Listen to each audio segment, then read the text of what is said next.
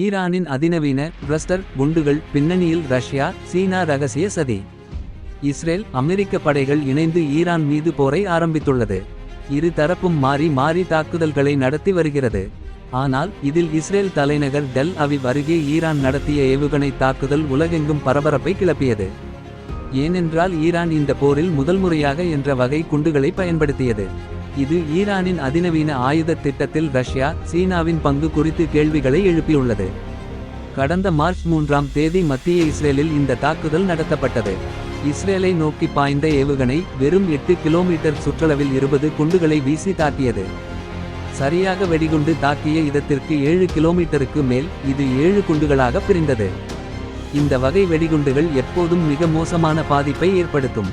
மேலும் அவை வெடிக்காமல் இருந்தாலும் கன்னிவெடிகளைப் போல ஆபத்தானதாகவே இருக்கும். இந்த வகை வெடிகுண்டுகள் பயன்படுத்தப்பட்டதற்கு இஸ்ரேல் கடும் கண்டனம் தெரிவித்தது. இந்த வகை குண்டுகள் தாக்க வேண்டிய இடத்திற்கு அருகே வந்த பிறகு சிறிய வெடிப்பொருட்களை சிதறும். வெடிக்காத குண்டுகளும் கன்னிவெடிகளாய் இருக்கும். அவை எப்போது வேண்டுமானாலும் வெடித்து சேதத்தை பெரிதாகிறது.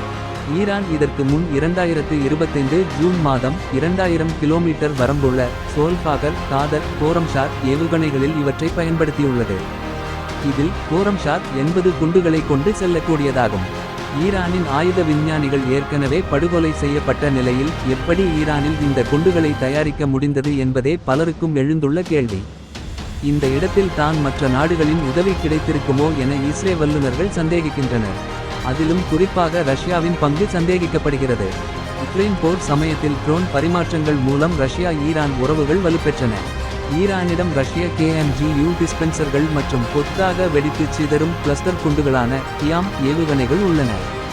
அதேபோல சீனாவுக்கும் இதில் பங்கு இருக்குமோ என்ற சந்தேகமும் எழவே செய்கிறது. சீனாவின் பெய்ஜிங்கின் வீல் திட்டத்தில் ஈரானுடன் இராணுவ தொடர்புகளும் இருக்கிறது. இரட்டை பயன்பாட்டு தொழில்நுட்ப பரிமாற்றங்கள் ஈரானின் காதர் கொத்துக்குண்டு திறனுடன் பொருந்தி போகின்றன. இவை வெளிப்படையாக இல்லை என்றாலும் ஏதோ தொடர்பு இருக்குமோ என்ற வலுவான சந்தேகத்தை எழுப்பவே செய்கிறது. ஈரான் ஃபதஹ் ரக கிளஸ்டர் குண்டுகளை தயாரிக்கிறது. இருப்பினும் இது மிகவும் சிக்கலான ஒரு தொழில்நுட்பம். இதை ஈரான் சொந்தமாக உருவாக்கி இருக்க கிட்டத்தட்ட வாய்ப்பே இல்லை என்பதே அவர்கள் கருத்தாகும். ஈரான் மீது அமெரிக்கா கடுமையான பொருளாதார தடைகளை விதித்துள்ள சூழலில் மற்ற நாடுகளிடம் இருந்து ஈரான் ஆயுதங்களை பெற வாய்ப்பில்லை. எனவே சுற்றி சீனாவும் ரஷ்யாவுமே வந்து நிற்கிறது.